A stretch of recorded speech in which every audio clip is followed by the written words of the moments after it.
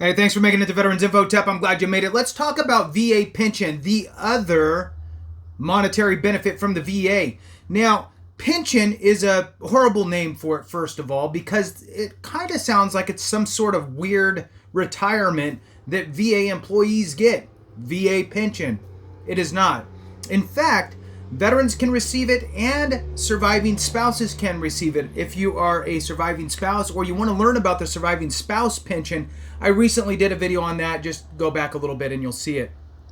On this one, specifically, I'm going to be talking about VA pension for veterans. What does that look like? And maybe it might make more sense for some people to be on pension instead of receiving disability compensation, because you might only be getting a 10 or a 20 or maybe even a 30% VA disability compensation, but you might get a higher payment on pension. It's just a thought, right? You need to make sure, play with the numbers and see. Pension is not the preferred benefit. I'll throw that out there. You would much rather have a high rating on the disability compensation side and move forward. Pension, for lack of a better way of putting it, is a low and no income safety net program by the VA. Okay, that's what it is. I'm going to dive into it here. Before we do, I want to throw on a special thank you to Ann Holdorf. Ann Holdorf, thank you so much for that super comment, super chat. I really do appreciate your support. Ann Holdorf, thank you so much. All right, so let's dive into this VA pension. All right, eligibility requirements for veterans, right? So that's what we're going to dive into here. We'll dive into the eligibility, what that looks like, and then what they call the maximum allowable pension rate, which is the maximum amount that you could receive from VA pension less any other income. If you get zero income, if you're making zero, then you would receive that maximum allowable. But if you're receiving, say, $10,000 a year from Social Security, it would be deducted from the maximum allowable. So with that, let's dive into it. All right, so you may be eligible for Veterans Pension Program if you meet these requirements. Both of these must be true of you. Both. Okay, it's an and, not an or. You must receive both. You did not receive a dishonorable discharge. And your yearly family income and net worth meet certain limits set by Congress. Your net worth includes all your personal property that you own, except your personal house of residence, your car, and most home furnishings, minus any debts that you owe. Your net worth includes the net worth of your spouse. So you can't, everything's under my wife's name or my husband's name. So no, they're going to include it all together. All right. And at least one of these must be true about your service. Okay. One of these must be true. All right. You started on active duty before September 8th, 1980, and you served at least 90 days on active duty with at least one day during wartime. One day during wartime. Doesn't need to be combat, just during a war period. Next one is, okay, so if you serve, let's say that you served after that, right? So you joined after 1980.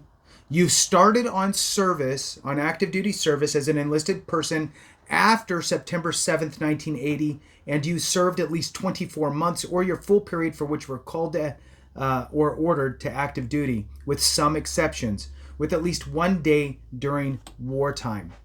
All right, again, one day during wartime, not combat, just during a war period.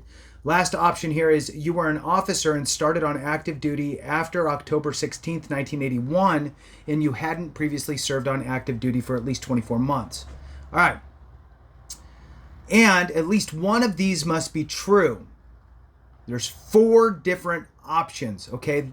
We'll just do it that A, B, C, D, right? That's 4. All right. A, you're at least 65 years of age. Okay, that's 1. Let's say that you're younger than 65. Let's go to option B. You have a permanent and total disability. Now, this part gets a little bit confusing because we're so used to hearing permanent and total on the compensation side. If you're 100% permanent and total disability, you're not going to qualify for pension. What they're talking about is outside of service, you got disabled, right? And now here you are. So it's a non-service connected permanent and total disability situation. So that would be your second option, option B, for eligibility into pension. The next option here is C, which is you're a patient in a nursing home for long-term care because of a disability. Number 4, you're getting Social Security disability insurance or supplemental security insurance, so SSDI or SSI, if you're the recipient, right? So any one of those 4 will meet that criteria for eligibility into VA pension. We're going to get into the numbers here in a minute, so stick with me. How do I know if I served under an eligible wartime period? Well, you could just look up the wartime periods, but basically the folks that would be looking into this would be World War II folks, Korean conflict, Vietnam era. There's 2 different time frames. There's one for folks that were in the Republic of Vietnam, and then there's some that served outside of the Republic of Vietnam, and there's a little bit of a variance in the date time frames there. And then you also have, obviously, Gulf War. Now, what should I do if I have received an other than honorable bad conduct or dishonorable discharge? Well, if you received any one of those types of statuses, you may not be eligible for VA pension. There are 2 ways that you can try to qualify, okay? You can file for a discharge upgrade, and then that would be through, the DOD, branch of service, all that stuff. But there's also something within the VA internally called VA Character of Discharge Review. So they'll review and they'll see about doing that for you as well. All right, so let's talk about the maximum allowable pension rate and what that looks like. So for veterans who are on or looking to get onto a VA pension, it's essentially a means-tested benefit, all right?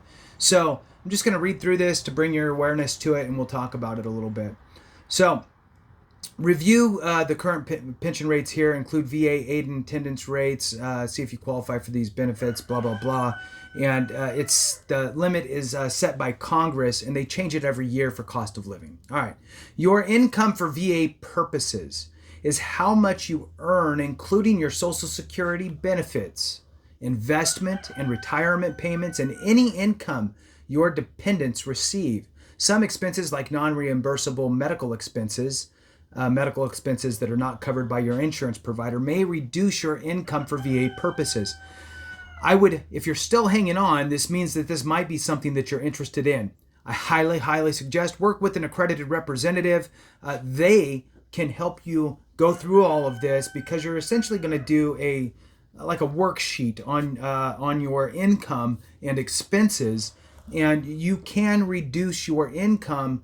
Sometimes people are on the cusp and you need to get that income reduced. You may be able to do that, but you want to make sure you're crossing your T's and dotting your I's. All right.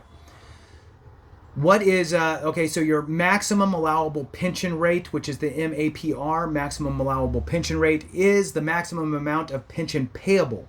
Your maximum allowable pension rate is based on how many dependents you have, if you're married to another veteran who qualifies for a pension, and if your disabilities qualify for housebound or aid and attendance. Maximum allowable pension rates are adjusted each year for a cost of living increase. You can find the current maximum allowable pension rates on the VA's website. All right, so I'm going to got an example here for you. You're a qualified veteran with a dependent. All right, you have a dependent, a non-veteran spouse, and no children. So your dependent is the non-veteran spouse, and you have no children, or at least no eligible children, right? Let's say they're all 30. All right. You also qualify for aid and attendance benefits based on your disabilities. You and your spouse have a combined annual yearly income, right, of $10,000 per year. Okay, $10,000 per year. Your maximum allowable pension rate, this is the most that you would receive based on that scenario. You have a spouse, no eligible children, and you require aid and attendance. The maximum that the VA will pay you is $33,548 a year. Okay, $33,548 a year. All right, they're going to break that down monthly. However, that's the maximum. They're going to reduce that amount by any income you receive. Okay, so if you're receiving the $10,000 between you and your spouse, they're going to subtract that from the $33,548, leaving you with $23,548 per year. That's going to be broke down on a monthly basis of $1,962 each month. In this scenario, let's pretend that the veteran is 30% rated, right? And let's not even use that as part of the income because, or let's say that's part of the 10,000, right? So they got a 30% rating, and that's part of the $10,000. And let's say that the wife makes up the other, wife or husband makes up the other portion of that 10,000 with a small amount of Social Security, right? So whatever the numbers are, let's say that it's $800 in disability compensation from the veteran a month, and well, I guess that already takes us to $10,000. $8,000 a year in disability from VA, and the spouse has $2,000 a year from Social Security. Combined, it's $10,000 a year. In this situation, it makes sense for the veteran to move away from disability compensation and come over to VA pension because they would now get $1,962 per month instead of the whatever it is, $650 or whatever their number would be. It would make sense. Now, it may also make sense to try to get other disabilities compensated from the VA. But I mean, look, at the end of the day, nobody's guaranteed any certain amount of VA compensation. So 30% or 20% might be the maximum amount that you can receive on VA disability compensation. But you might meet the qualifications for VA pension and be able to boost up the amount of income that you are receiving through this specific benefit. It might make sense. Does it make sense for everybody? No. Obviously, more people, it's going to make more sense to go the compensation route. Most people, households will end up making more money. But for those that are in a very tight situation, this might be the ticket. And it's often overlooked. All right, so let's move on. What's the net worth limit to be eligible for veterans pension benefits? All right, so from December 1st, 2024 to November 30th, 2025, the net worth limit to be eligible for veterans pension benefits is $159,240. All right, so on October 18th, 2018, the VA changed the way that they did all this stuff. And so in any case, $159,000 is the maximum. So let's just use and well, there'll be another example. So we'll just dump, I'm sure. I'm scrolling through to see if there is an example. I don't know. Whatever. Let's just say that for giggles here that you own a home, right? You own a home and it's actually paid off, but it's rural and it's out in the middle of whatever state. But you own your own place. And let's say it's worth $110,000, right? And you don't really have anything else. Well, guess what? Number one, your home isn't even part of the equation. So really your house could be worth $300,000. So don't get hung up on the net worth, including your home. Your home could be paid off. All right, so let's move into this. If your child's net worth is more than the net worth limit, we don't consider them to be a dependent when we determine your pension. All right, assets. Let's talk about those assets. Again, I'm going to front load this with items that they don't include. They don't include your primary residence, the home where you live most of the time, your car, and basic home items like appliances that you wouldn't take with you. Those are not included in your net worth. For your assets. So assets include the fair market value of all the real and personal property that you own, minus the amount of any mortgages you may have. So if you have 5 rental properties, but they're all maxed out. I mean, then you don't really have any net worth out of those, right? Because if you own $1 million, just to use funny numbers, in rental properties, but you have $1 million in loans on them, that's 0 net worth. Just want to throw it out there. All right. Minus the amount of any mortgages that you may have. Real property means the land and buildings you may own. The personal property assets may include these and other items: investments, antique furniture, boats. All right. Annual income for VA purposes. Annual income for VA purposes is the money you earned in a year from a job or from your retirement or annuity payments. The annual income for VA purposes may include these and other kinds of income: salary or hourly pay, bonuses, commissions, overtime, tips. We may subtract certain expenses from your annual income when we assess your income for VA purposes and net worth. We call this acceptable deductible expenses. That would be education expenses and medical expenses that you are not reimbursed for.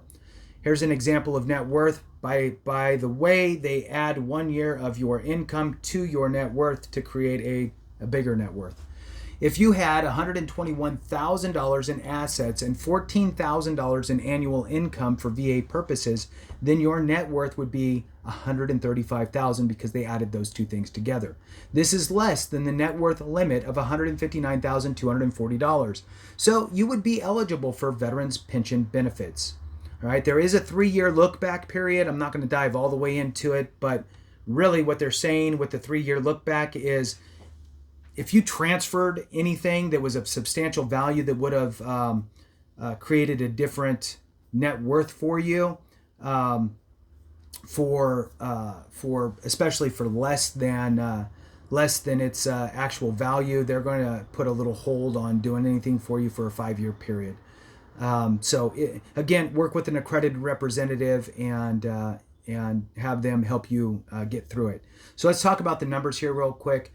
If you don't have any dependents and you do not qualify for housebound or aid in attendance, the maximum allowable pension rate, remember this is annual, is $16,965.